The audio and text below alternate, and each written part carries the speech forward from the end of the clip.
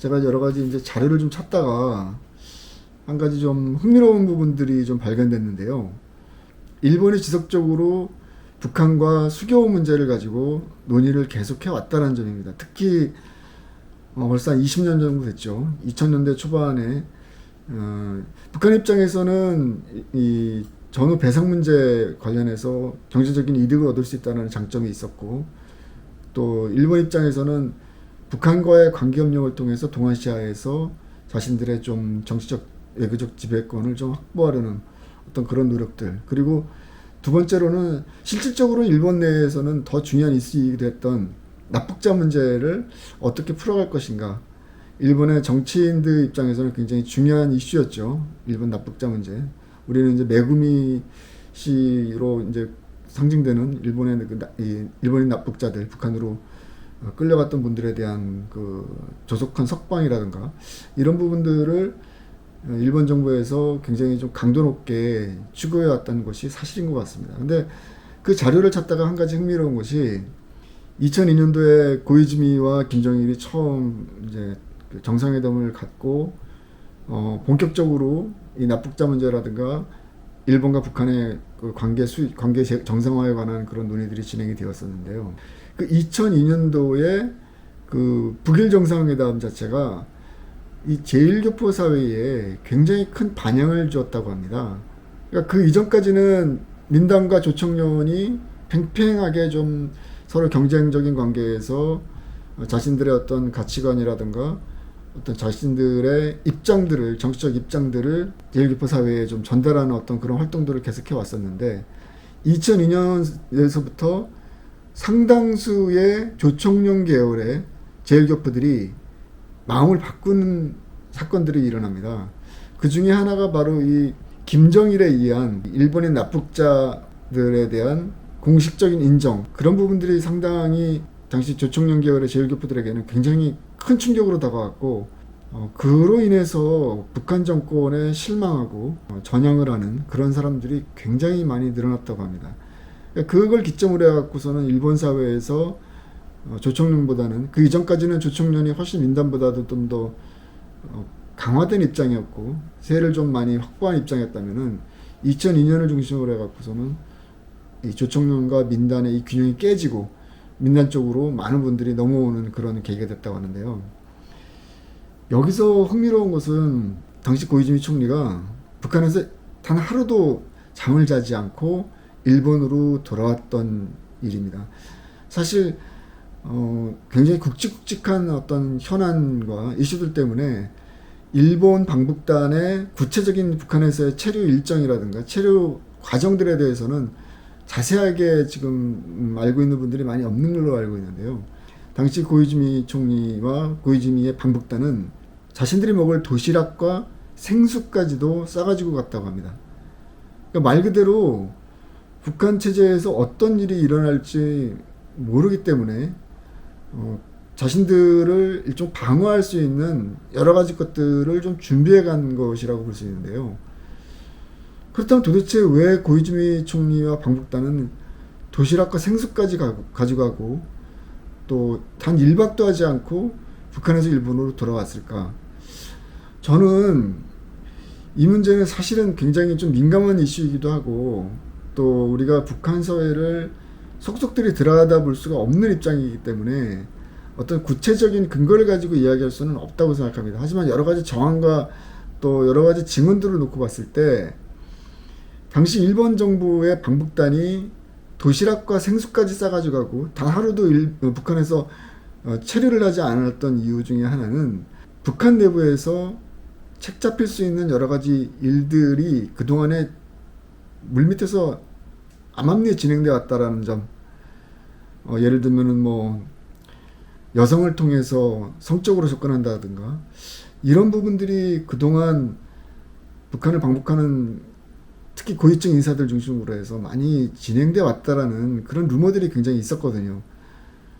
당시 일본 정부의 그 민감한 반응은 결국 그러한 것들을 사전에 차단하고 방지하기 위한 어떤 하나의 준비된 계획이 아니었나, 저는 그런 생각이 들거든요. 근데 이 문제가 사실은 굉장히 뭐 앞서 말씀드린 것처럼 민감한 문제고 또 이거를 구체적으로 확인하기에는 사실 뭐 개인적으로 역부족이긴 합니다만은 탈북민들이라든가 또 여러 가지 북한 관련 자료들을 종합해서 놓고 봤을 때 사실상 북한이 그 대외 정책에 있어서 굉장히 중요하게 활용하고 있는 어떤 일종의 전술적인 부분이 아니었나 하는 생각이 들고요.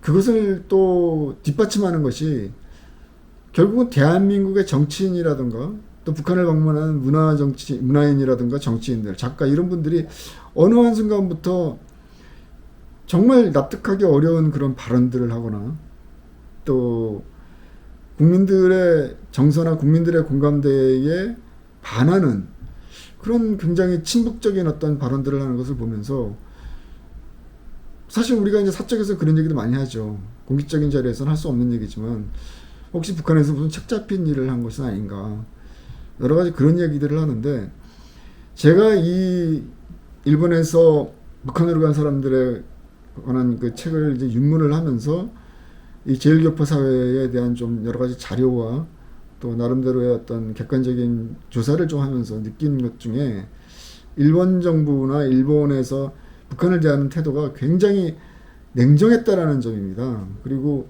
방북을 해서도 실질적으로 단 하루도 체류하지 않고 심지어 자신들이 먹을 도시락과 생수까지 싸가지 갈 정도로 북한 당국의 어떤 그 전술적인 어떤 부분에 의해서 자신들이 휘말려지는 부분들을 극도로 민감하게 생각했다라는 점.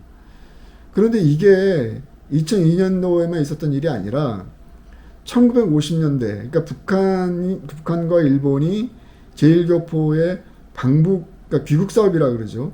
이 제일교포 북송 사업을 성사시키기 위한 사전 준비 모임을 할 때, 사전 회담을 할 때, 이 일본 대표단들이 비슷한 방식으로 북한에 들어가서 체류를 했다라는 점도 우리가 좀 주목을 해야 될 것 같아요. 심지어는 뭐 위스키까지도 가져갈 것을 강조했다고 하니까 북한에서 생활하면서 조금이라도 책 잡힐 부분들은 그만큼 방지하려고 했던 부분들이 굉장히 좀 있는 것 같고요.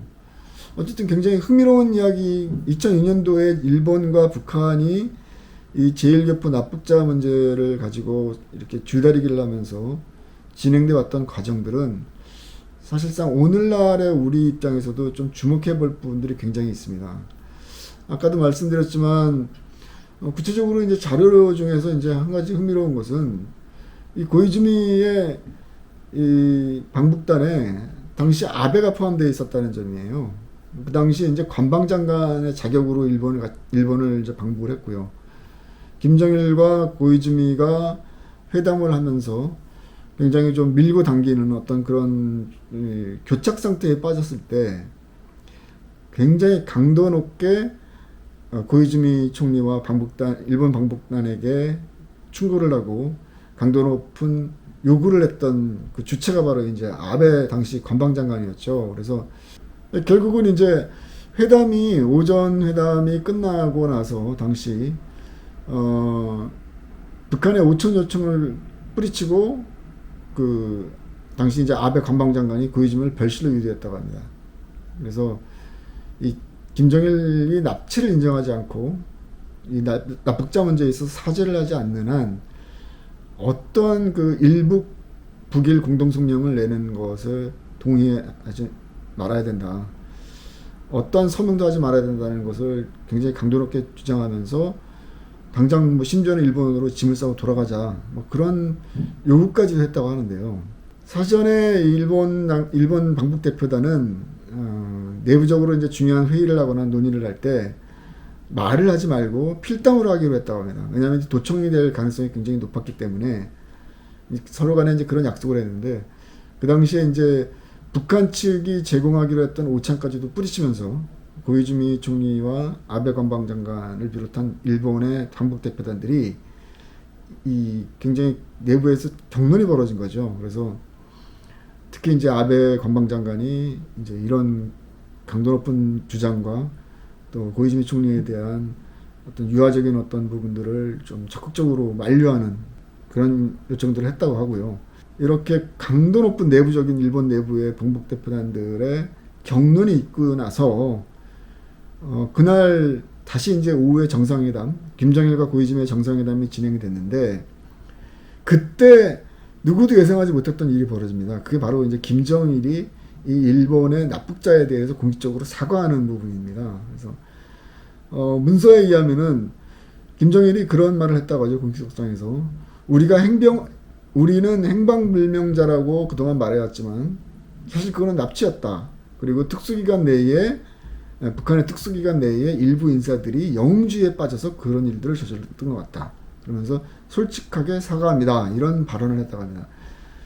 사실 이 발언은 그동안 북한이 국제사회에서 여러 가지 잘못된 점, 나쁜 일들을 벌이고 또 테러라든가 요인 납치, 암살 이런 여러 가지 일들을 벌였음에도 불구하고 단 한 번도 북한이 국제사회를 향해서 사과를 한 적이 없었음에도 불구하고 이 김정일의 발언은 공식적으로 북한이 최초로 국제사회에 자신들의 행위에 대해서 사과를 한 그런 발언이었죠. 어떻게 보면은 뭐 결과론적인 얘기지만 아베가 강도 높게 관방장관 입장에서 고이즈미 총리를 향해서 아주 강도 높게 비판한 부분들이 어떻게 보면 좀 외교 전술적으로 좀 역했다라는 어떤 그 이야기도 될 수 있을 것 같고요. 그래서 사실은 이제 이런 것들이 북한 사회를 우리가 접근하는 데 있어서 오늘날에도 좀 참고로 해야 될 부분이 아닌가 그런 생각이 듭니다. 지금 이제 한미 연합훈련의 중단을 요구하는 김여정 부부장의 여러 가지 요구에 대한민국의 국회의원 4분의 1이 지금 연판장까지 돌리면서 동조를 하는 일도 벌어지고요.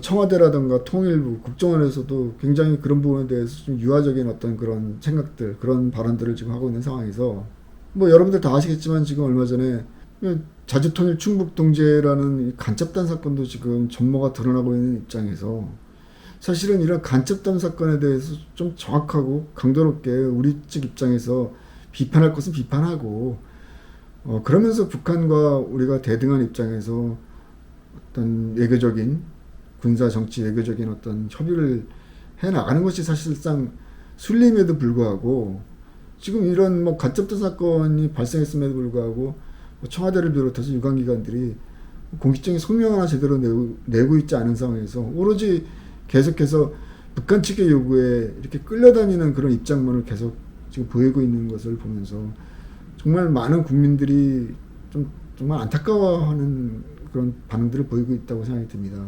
너무 감상적인 어떤 대북 정책의 그 브레인들의 발언이 아닌가. 좀 그런 생각이 들면서 지금 현재 대한민국 현 정부가 추진하고 있는 대북 정책은 굉장히 근본에서 잘못되어 있다는 생각이 듭니다.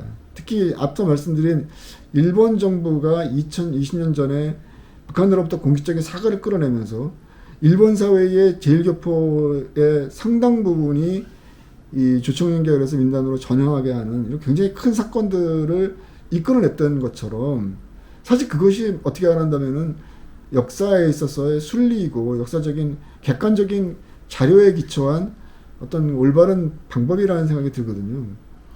그럼 당시 20년 전에 일본 정부가 북한에서 자신들의 강도 높은 주장과 자신들의 요구를 떳떳하게 함으로써 얻어낼 수 있었던 어떤 외교적인 성과들 그런 것과 비교해 보면은 사실 우리의 지금 현 정부의 그 대북 정책이라는 것은 너무 나이브하고 너무 감상적인 것 같다는 생각이 듭니다.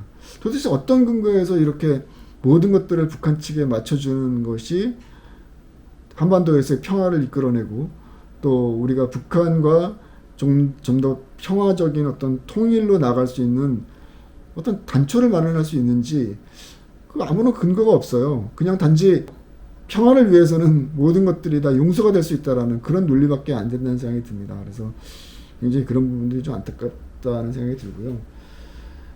거듭 말씀드리지만 저희들이 지금 이제 이 최근에 일본에서 북한으로 간 사람들의 이야기와 이 김일성의 아이들을 통해서 북한 사회를 조금 더 객관적이고 논리적으로 접근할 수 있는 것들이 무엇인지에 대해서 우리가 좀 고민을 해보자라는 그런 일종의 시리즈 연재물들을 계속 지금 만들어내고 있는 상태인데요.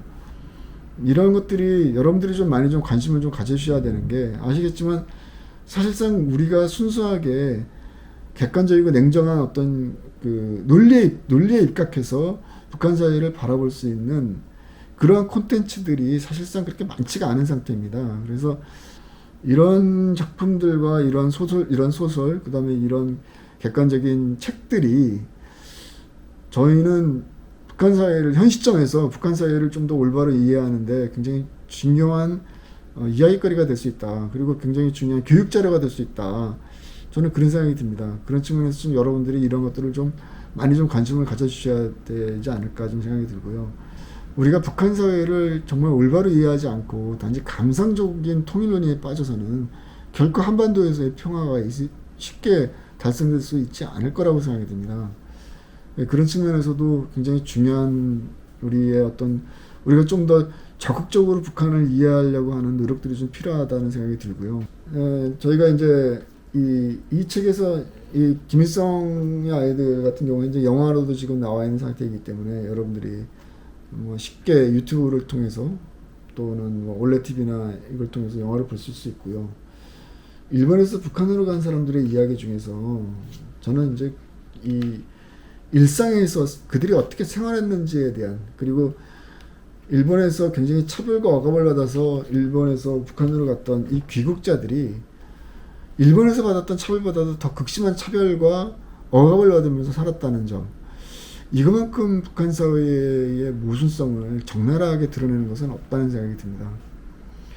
차별과 가난을 피해서 또 지상낙원이라는 그 말에 속아서 북한으로 갔던 93,339명의 귀국자들이 북한 사회에서 어떻게 자신들의 고유한 권리와 자유를 잃어버리고 어떻게 정치적으로 억압당하는지, 어떻게 차별당하는지, 그 굉장히 디테일한 내용들이 하나하나 이 안에 담겨져 있습니다. 그리고 모든 것들은 가와사키 에이코 씨의 객관적인 증언, 가와사키 에이코 씨의 직접 본인이 체험한 여러 가지 이야기를 바탕으로 했기 때문에 이런 부분들에 대해서는 우리가 좀 더 주목할 필요가 있지 않나 생각이 듭니다.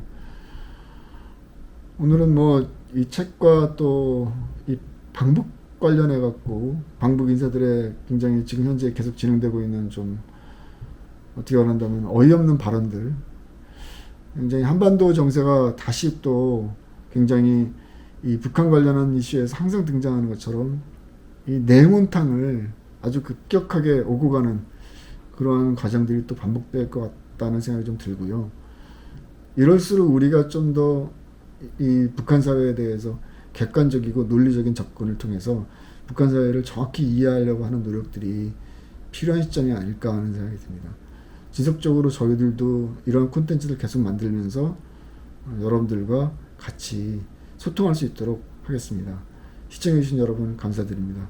그리고 여러분들이 저희들 구독이라든가 이런 좋아요 좀 많이 눌러주시는 것들이 저희들 활동하는 데 큰 도움이 됩니다. 그래서 가능하면은 좀 유튜브 구독도 좀 많이 해주시고, 또 거듭 말씀드리지만 힘겹게 만들어낸 이런 책들 또 영화들 여러분들도 많이 좀 널리 세상에 알려주시고 많이 좀 봐주셨으면 하는 그런 바람입니다. 그런 것들을 여러분들이 계속 책을 좀 사주시고 또 영화를 많이 봐주셔야지 이런 활동들이 계속적으로 중단되지 않고 계속 이어나갈 수 있지 않을까 하는 생각이 듭니다. 그런 측면에서 여러분들의 작은 관심과 애정이 결국은 저희들의 활동을 비롯해서 북한에 대한 올바른 이야기를 전달하고자 하는 사람들에게 좀 더 이렇게 힘을 실어주는 일이 되지 않을까 하는 생각이 듭니다. 오늘 시청해 주셔서 진심으로 감사드립니다. 다음 시간에 또 뵙도록 하겠습니다.